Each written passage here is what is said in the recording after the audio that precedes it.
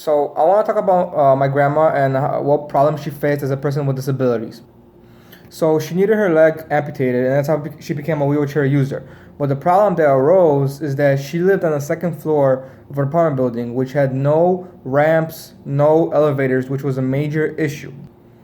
That's where I want to start talking about the social model, because the social model is basically talking about how society makes the person with disabilities become disabled because they don't provide the accessibilities that are needed for every human being. And what the social model caused to my grandma is that she didn't really want to go out because first there was no way of easy way of getting down from the apartment, and there was just a struggle on an everyday basis. Also, the curiosity staring by people, it just made her uncomfortable, and it was to a point where she just wanted to stay home, and she didn't want to go out and face these people eye to eye the way they stare at her. Another most common concept that will happen to her is pitying. People would go up to her and be like, "Oh, I'm so sorry, I'm so sorry," but they wouldn't give her words of happiness or like a boosting of morale. They would always go for that pityness, and they would make her feel sad because she's like, I don't want to feel like that. I just want to live a normal life like a normal human being, because that's who I am.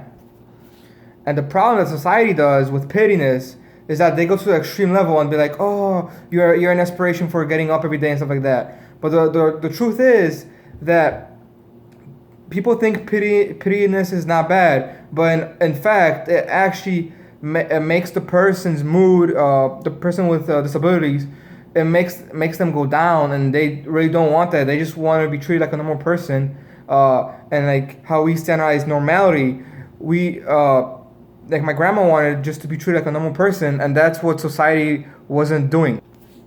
And one of the most important concepts is stereotypes. The reason she didn't want to go out is because people be like, "Ooh, she wakes up, she needs help from morning till dawn and stuff like that." But in reality, all she needed is someone to just be there to halfway. Like, she got stereotyped a lot, and that causes issues because stereotyping is also a negativity from the society to the disabled people, because the disabled people are normal. They are who we are. There is no normal and non-normal. Everyone is just the same group. So what I'm trying to say here is that because of the pityness, the staring, the stereotypes, people with disabilities, they feel like they don't belong in the society, and they feel unattached from the society, and that's why they tend to be sad. They don't want to go out. It's because we as society cause those issues.